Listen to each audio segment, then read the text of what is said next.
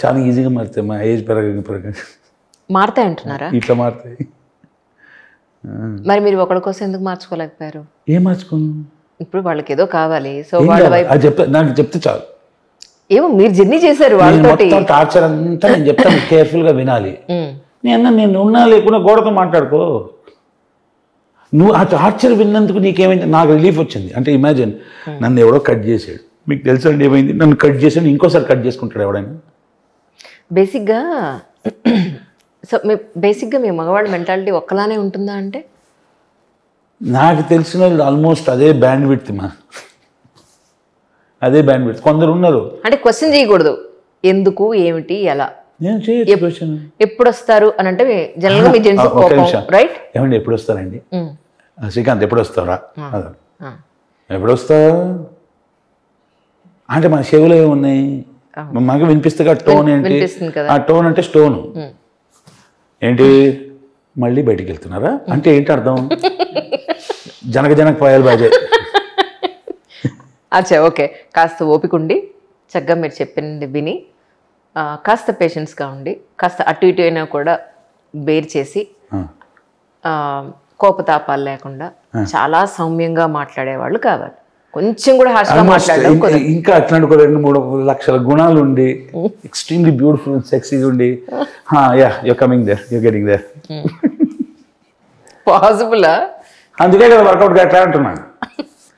అట్లాంటి వ్యక్తి దొరికిన తర్వాత రెండో రోజు అరే నీతో ఉండడం కష్టం అంటే నాకు తెలుసు అంట కదా. నేను ఒపీనియన్స్ అన్నా కదా మారిపోతాయి. ఎందుకు తెలుసా? రియాలిటీ చెక్ బాగా వస్తుంది యాజ్ ఏజ్ గోస్ అప్. ఇప్పుడు యూ ఇన్ యువర్ లైఫ్లో ఇట్లా సాధించాలి సాధించాలి సాధించాలని వెళ్తాము. జర్నీని ఎంజాయ్ చేయకుండా సాధింపు వెనకాల వెళ్తే ఏమవుతుందని నేను చెప్తామా. ఏ రోజైతే సాధించేసావో అది అయిపోయిందో పని, ఏమరా నేను ఇప్పుడు ఏం చేయాలి? నువ్వు పొద్దున్న లేచి జాబ్కి వెళ్ళడానికి ఇంట్రెస్ట్ ఉండదు. ద జర్నీ ఇస్ పయనం ముఖ్యం కానీ గమ్యం ముఖ్యం. నేనేమనుకున్నానంటే, అంటే మీ గురించి మనం కలిసి మాట్లాడి ఇవన్నీ జరిగినప్పుడు మీ యాక్టింగ్ కన్నా కూడా నిజంగా ఒక డాక్టర్ అయి ఉంటే బాగుండేదేమో అనిపించింది. లేదమ్మా, అక్కడ ఈరోజు మీరు ఆ రోజు వర్క్ లేకపోతే ఉండలేని పరిస్థితికి వచ్చారు మీరు. అవును, అప్పుడు అది అనుంటే నేను ఇక్కడ అక్కడే నేను చచ్చిపెట్టున్నా. వారం తర్వాత షూటింగ్ ఉన్నా అబ్బా ఉందిరా అని ఒక relief. I cannot stick to going in నా వల్ల కాదు. మరి ఎవరి కోసం చదివినట్టు డాక్టర్ మీరు అసలు? మా నాన్నగారు, మా ఫ్యామిలీ కోసం. ఎవడైనా ఎందుకు చదువుతాడు? అలానే కాదు, నేను చదవను నా వల్ల కాదని మీరు చెప్పలేపారా అప్పుడు? అంతేనా? చెప్పైతే గెట్ అవుట్ అంటారు. ఏమంటారు? బెల్ట్ ఫ్యామిలీ మాది. 13 ఏట ఎవడైనా మమ్మీ నేను ఇంజనీర్ అవుతాను ఎవడైనా అంటాడా? ఏమవుతాడని ఏం కాని అంటాడు. అంతేనా? 13 ఏటకి ఎవడైనా ఏమంటాడు? ఇంట్లో అరే నువ్వు డాక్టర్ అవుతున్నావు చెప్పరా, ఏం బాబు 9th పాస్ అయ్యావంట, ఏమవుతావు నువ్వు, ఏమవుతావు ఏం కాదు అనేటోడు. చెప్పరా అంటే నేను డాక్టర్ని అవుతాను. వెరీ గుడ్ అనగానే వీళ్ళ ఫాదర్ అన్నావు. మరి ఎప్పుడు తెలుస్తుంది అంటారు అబ్బాయిలకి? చెప్పండి. అబ్బాయిలకి తెలివే ఎప్పుడు తెలుస్తుంది? మెచ్యూరిటీ అబ్బాయిలకు వచ్చే మెచ్యూరిటీ ఇప్పుడు 35-40 ఇప్పుడు వస్తుంది అడిగి. అయితే అప్పుడు పెళ్లి చేసుకోవడం బెటర్ అంటారా? ఎగ్జాక్ట్లీ. అప్పుడైతే ఇలాంటి ఇష్యూస్ ఉండవేమో. అట్లీస్ట్ ఓకే నాకు ఎలాంటి వాళ్ళు కావాలి, ఎలాంటి వాళ్ళు అయితే నాకు సెట్ అవుతారు అనేది అప్పటికి వస్తుంది. అప్పుడు ఈడి క్లారిటీ వస్తుంది, అవతల క్లారిటీ ఉండదు అని చెప్పి ఇది తెలియదు కదా. సో ఇప్పుడు కానీ నిజంగా చెప్పండి, మీరు ఏ ప్రొఫెషన్లో ఉన్న అబ్బాయి అయినా అమ్మాయి అయినా ఓకే ఎడ్యుకేషన్ అయిపోయి ఒక ఉద్యోగంలో జాయిన్ అయ్యి పెళ్లి చేసుకున్నా చేసుకోకపోయినా ఓకే నాకు ఇంత ఇన్కమ్ వస్తుంది, ఇంత సేవ్ చేస్తున్నాను, ఇది ఫ్లాట్ కోసమో ల్యాండ్ కోసమో నా బంగారం కోసమో ₹1 సేవింగ్ కోసమో ఫ్యూచర్ కోసమో దేనికో దానికి ఇలా ఒక ప్లానింగ్ ఉంటుంది. మీరు అలా ఎలాంటి ప్లాన్ లేకుండా ఎలా ఉంటున్నారు అనేది నా క్వశ్చన్. ఇలా నో ఎలా ఉంటున్నారంటే ఉన్నాయి మా ప్లాన్స్. ఏమున్నా ఏం చేస్తున్నారు? ఇన్ని సినిమాలు వచ్చి ఇంత ఇన్కమ్ వచ్చింది, you not doing anything. What you are doing with your income అంటే you not doing anything. Car కొనుక్కున్నా, ఒకటి 2 కుక్క పిల్లలు ఉన్నాయి. మీకే ఒకళ్ళు వండి పెట్టాలంటే మళ్ళీ 2 కుక్క పిల్లలు తెచ్చుకున్నారు. చేద్దామా. ఒకటి మాత్రం ఫ్యాక్ట్, అది నాలో మార్పు రావాల్సింది. నా లైఫ్ని అంత గ్యారెంటీ, నా హెల్త్, నా బాడీ, నా మైండ్ అంత గ్యారెంటీడ్గా తీసుకోవద్దు. అది కొంచెం మార్పు రావాలి, వస్తుంది, అడిగిపోతుంది, లేకపోతే పోతా, ఏమవుతుంది. అమ్మ హెల్త్ ఎలా ఉంది ఇప్పుడు? అది ఇట్స్ గోయింగ్ డౌన్. అక్కడికి వెళ్ళాలి, అక్కడికి వెళ్ళిన తర్వాత అన్నయ్య గారి దగ్గర ఉన్నట్టున్నారా? అదే ప్రశ్నలు, అది కాదురా ఇంకో పెళ్లి చేసుకో, ముచ్చటగా 3 లేదురా నీ జీవితంలో ఆడదు కావాలా, లేదు మా మగాళ్ళు కాదు, ఇప్పుడు హోమ్ గే అయిపోతాను నేను, కాదురా నా మాట విను. దాని తర్వాత మా అన్న అంటాడు we don't need anybody to the power of ఫిలాసఫీకి గిలిగి అంటాడు. నెక్స్ట్ మా వదిన వచ్చేసి నా మాట వినట్టు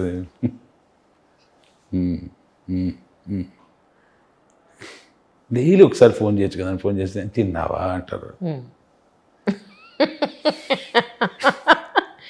అంటే మనిషి శరీరం నిలబడాలి అని అంటే ఫుడ్ చాలా ఇంపార్టెంట్. మీ డిప్రెషన్లో ఉండి మీరు తినలేదేమో అని ఒకసారి పెన్ పేపర్ ఇలా రాసుకుంటా, ఇది ఫుడ్ తినాలా కాదు, 51 ఏళ్ళు వస్తున్నాయి మన నాకు తెలియకుండా బతికేసాం. తెలియదు కదా, మరి తెలియకే కదా పెగ్ మీద పెగ్గుతా ఏమి తినకుండా అలా పడుకుంటుంది మీరు. అవును, అందుకే తెలియదు కాబట్టి ఫోన్ చేస్తున్నారు. జరిగిపోయింది, ఇప్పుడు దాని నుంచి బయటికి వస్తున్నా కమింగ్ అవుట్ ఆఫ్ ఇట్, అట్లా బతకొద్దు తెలుసు, ఏం చేస్తాం అయిపోయింది అట్లా. మీకన్నీ తెలిసే చేస్తున్నారు అంట నేను, తెలియకే కదా, అందుకనే తిన్నారా అని అనడంలో తప్పలేదంట నేను.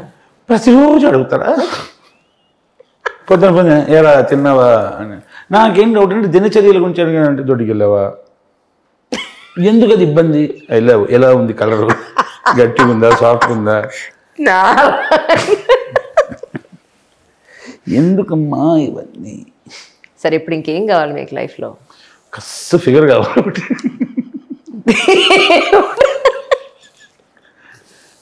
అయ్యయ్యో తరుణం లాగా సాయంత్రం 7 గంటలకు వచ్చేసి 11 గంటలకు వెళ్ళిపోతే బాగుండు. నిజాలు మాట్లాడుకుందాం. ఐఎమ్ జెన్యున్గా చెప్పాలంటే మా సొల్యూషన్స్ ఇన్ లైఫ్ ఇంకా చాలా సాధించవచ్చు. నేను నటుడుగా నలుగురికి మంచి చేయడంలో చాలా సాధించవచ్చు. దానికి నా మనసు కుదరపడి నేను బెటర్ అవ్వాలి, ఆ ప్రయత్నంలోనే ఇంకా బాగా డిసిప్లిన్ పెంచుకొని ఉందామని ప్రయత్నం. ఏం కావాలంటే నాకు ఫ్యాక్ట్ చెప్తున్నా, నాకు ఒక వ్యక్తి తోడు కావాలి అని అనిపిస్తుంది. కానీ ఎట్లాంటి వ్యక్తి కావాలంటే నేను కరెక్ట్గా స్పెసిఫిక్ చెప్పలేను, ఎందుకంటే అవతల వ్యక్తికి కూడా నాలో సహనం కన్నా అకామిడేషన్ అంట, అడ్జస్ట్ కాదు, అట్లా అకామిడేట్ చేయగల అవతల వ్యక్తి ఇబ్బందులు కూడా అడ్జస్ట్ చేసే స్థాయి నాలో పెరగాలి. సో యాక్చువల్లీ అవతల వ్యక్తి ఎలా ఉండాలో వదిలేస్తే నేను నా స్థాయిని ఎలా పెంచుకోవాలి ఒక వ్యక్తిగా, ఒక మనిషిగా అన్న ప్రయత్నం. ఇప్పుడు మంచి తోడు దొరికితే I'm happy, otherwise what do I do? ఓటమి డిప్రెషన్ ఫెడప్, నాకు డిప్రెషన్తో ఫెడప్ అయిపోయింది. ప్రతిరోజు డిప్రెషన్ నేను తెచ్చిపోయి మొన్న ఇట్లా తాగుతుంటే నేను ఇవాళ తాగనన్నా, ఎందుకంటే రోజు కలిపితే ఆవిడ బోర్ కొట్టేస్తున్నా. ఇలా కాదు ఐదోటి చేద్దాం, సరే మ్యూజిక్ వాయిద్దాం, వాకింగ్ వెళ్దాం, రాత్రిపూట వాకింగ్ వెళ్దాం, సంథింగ్. It's frustrating. ఒకటి ఏంటంటే if I have a good companion, somebody who can, ఇంత చేయగలుగుతున్నా కదా, ఒక పని చేయగలుగుతామా. ఇప్పుడు మీ దగ్గర వీణ సితారా ఉన్నది, వీణ కదా, రోజుకు ఒక పాట వాయించి మాకు ఒక వీడియో పంపిస్తారా?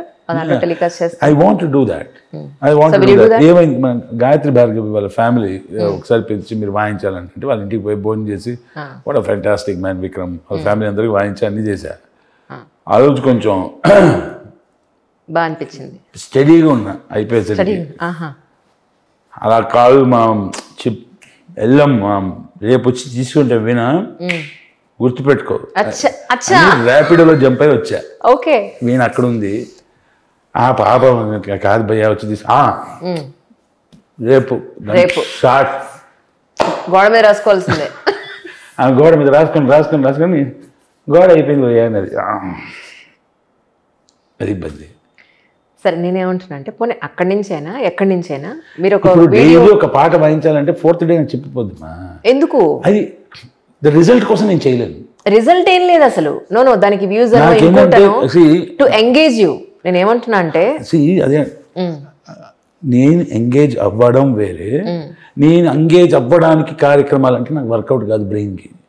అవును, ఇది చేస్తే ఉంటుంది పోదది. సరే ఒక రోజు పోనీ ఒక రోజు షూట్ పెట్టుకుందాం, ఒక రోజులో మీరు ఒక 4-5 పాటలు వాయించి పెట్టండి, అది నేను వీడియో షూట్ చేసిందిలో టెలికాస్ట్ నేనే చేసుకుని పంపిస్తామా, నాకు ఇబ్బంది లేదు.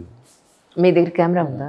ఫోన్లో చేస్తాను మళ్ళీ ఏమంటారు ఒక మంచి మోటివేషన్ ఉండేసి అరే పాదరా అని సెల్ఫ్ కనిపించాలి. ఆ స్టేజ్కి వస్తున్నా. It's just matter of few more days. మంచి పని స్టార్ట్ చేయడానికి దాన్ని పోస్ట్పోన్ చేయడం ఎందుకు అంటా నేను పోస్ట్పోన్ చేయటమో పోస్ట్పోన్ అవుతుంది అంటున్నా. It's not in my head. ఇక్కడ ఇప్పుడు మొన్న డెవిల్ సినిమా షూట్కి వెళ్ళా, డైరెక్ట్గా వెయిటింగ్ డైరెక్టర్ గారు వచ్చేసి సార్ రెడీ సార్ అన్న రెడీ, కెమెరా అంటే రోలింగ్ అంటే ఇంజన్ వచ్చేస్తుంది మాది. అది ఎట్లా అంటే ఒక స్విచ్ చేసినట్టే. దాని తర్వాత కట్ చేయండి డిఓపి గారు సౌందరరాజన్ గారు చేసి it should be here no అన్నాడు. సారీ సార్ అన్న. ఇంకోసారి చేశాను అన్నాడు. ఏం చేసి ఉంటా తెల్లని నన్ను ఒకసారి కొట్టుకొని రా అని వచ్చేస్తుంది అది. Where it comes to normal day to day life ఉంది కదా, చేద్దాం అంతే. ఇప్పుడు నేను ఉన్న ప్లేస్లో కరెంట్ కూడా రాదు తెలుసా. మొన్న వర్షం పడితే 2 days కరెంట్ లేదు. నేను హాయిగా ఉన్నా కరుణాకర్, నేను హాయిగా ఉంటే ఒకడు వచ్చి సార్ ఏమైందిరా ఎందుకు ఇట్లా నువ్వెందుకు మెల్లిగా మాట్లాడుతున్నా అంటే కప్పల సౌండ్ ఇంత లౌడ్ స్పీకర్లు పెట్టినట్టు. అవునరా ఇప్పుడు ఏంటి అంటే మీకు భయం ఎట్లేదా అంటే లేదే అన్న. కంప్లీట్ డార్క్నెస్లో ఉన్నాం. మొత్తానికి టార్చ్ లైట్ గీసారు. సార్ మీకు విషయం తెలుసా మీ ఇంట్లో క్యాండిల్స్ ఉన్నాయి అన్నాను. తెలుసు అన్నా. మరి వెలిగించుకోలేదే దేనికోసం అన్నా. అంటే లైట్ వస్తుంది కదా, క్యాండిల్ తీసుకుంటే లైట్ వస్తుంది. వా మాకు లైట్ వస్తే కూడా పడట్లేదు కదా లైట్ తీసుకుంది. అప్పుడు కొన్ని పాత పాటలు బ్యూటిఫుల్ సాంగ్ మొహమ్మద్ రఫీ గారి ఒక పాట పాడరు అమ్మ ఎందుకులే మా పాపం కెమెరాలు పగిలిపోతుంది. ఆ పాటలో నాకు నచ్చింది ఏంటంటే ఇంట్లో చేసి కభీ ఖుద్ పే కభీ హాలాత్ పే రోనా ఆయా అన్నాడు. कभी खुद पे कभी हालात पे रोना आया, बात निकली तो हर एक बात पे रोना आया, कभी खुद पे. ये रासर हम तो समझे थे कि हम भूल गए हैं उनको. నేను అనుకున్నాను ఆమెను నేను మర్చిపోయానని. క్యా హువా ఆజ్ యే కిస్ బాత్ పే రోనా మర్చిపోయావు అనుకున్నా. మరి ఎందుకు ఇవాళ కళ్ళలో నీళ్ళు ఎందుకు కాలే. లాస్ట్లో అక్కడ బ్యూటిఫుల్ లైన్ అది, కౌన్ రోతా హై యహా కిసి ఔర్ కే ఖాతిరే దోస్త్. ఎవడు ఏడుస్తాడు ఇంకొకడి కోసం ఈ ప్రపంచంలో మిత్రమా, అందరికీ వాళ్ళ వాళ్ళ బాధలతోనే ఏడుపు వస్తుంది కదా అన్నాడు. అది ఇంకొక పాట. ఇవన్నీ విన్న తర్వాత అర్థమైందా ఆచరించచ్చు కదా.